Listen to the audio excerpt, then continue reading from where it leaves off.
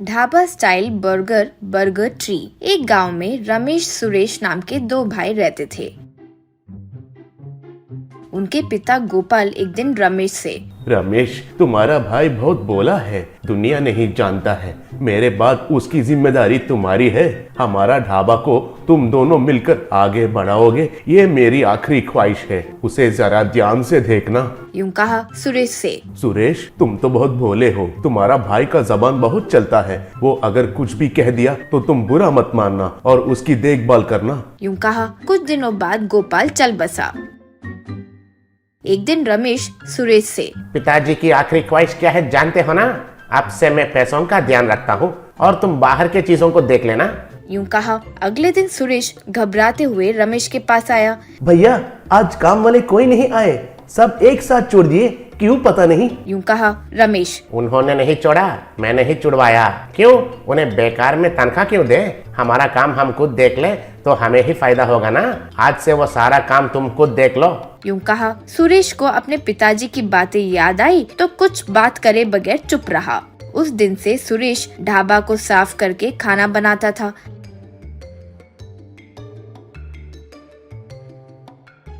रात को कस्टमर्स के जाने के बाद बर्तन साफ करता था।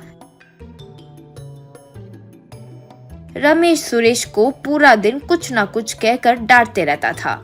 ठीक से खाना भी नहीं देता था। ऐसे ही 2 साल बीत गए।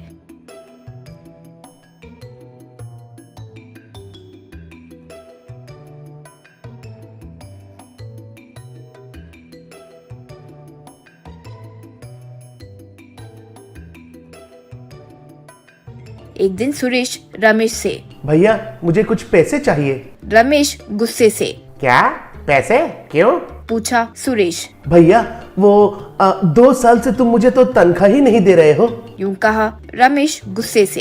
क्या रे, तुम्हें तनख्वाह क्यों देना है? तुम यहाँ काम वाले हो क्या? वैसे 3 बार तुम्हें और तुम्हारा परिवार को खाने का खर्चा जो दे रहा हूँ वो बराबर हो गया है ना, फिर तुम्हें पैसों से क्या काम है? सुरेश। भैया, वो मेरी बेटी का जन्मदिन है, उसके लिए अच्छे से कपड़े खरीदना चाहता हूँ। रमेश। ओहो, तो ये सब तुम्हारी बीवी ने सिखाई है? हम कोई जमींदार है क्या जन्मदिन पर नया कपड़े खरीदने के लिए? 1 साल पहले ही ना तुम्हारा भाभी हमारी पिंकी को 2 जोड़ी कपड़े दी ना, उसका क्या करे? वैसे आजकल हमारा ढाबा को कोई लाभ नहीं मिल रहा है, तुम लोगों के ये मजे के लिए पैसे फिजूल खर्चा करने के लिए। यूं कहा सुरेश कुछ नहीं कहा और वहाँ से चले गया।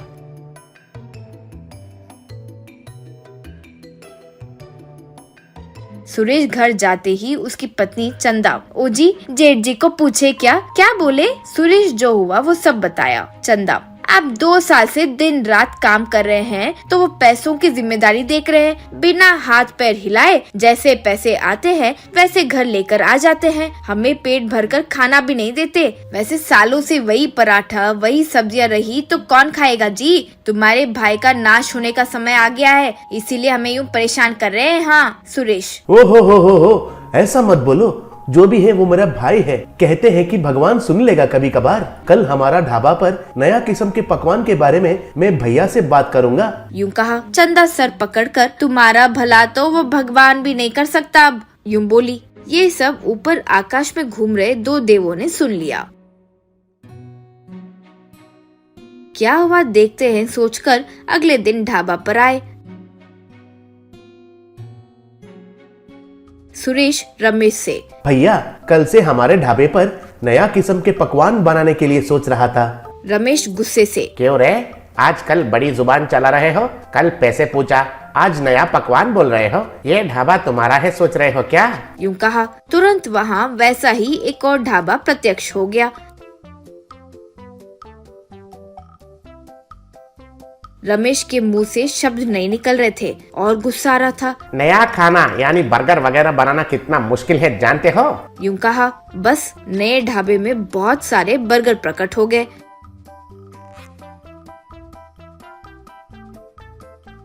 मेरे बातों से भाई का लाभ हो रहा है सोचकर रमेश को और गुस्सा आया।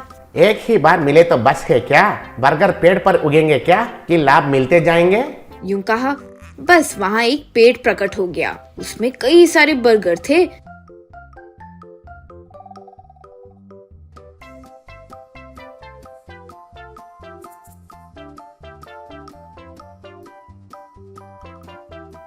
रमेश को अपनी कई बातों की वजह से ही ये सब हो रहा है ये समझ आ गया। कुछ कहे बिना वहाँ से चले गया। सुरेश उस दिन से अपने ढाबा पर पेड़ से तोड़कर बर्गर बेचते हुए अमीर बनकर खुशी से रहने लगा।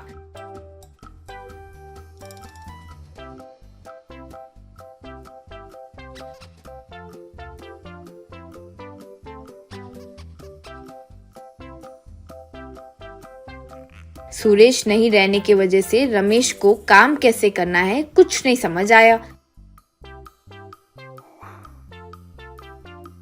उसके बारे में जानकर जान पहचान के लोग उसके ढाबा पर काम करने आगे नहीं आए।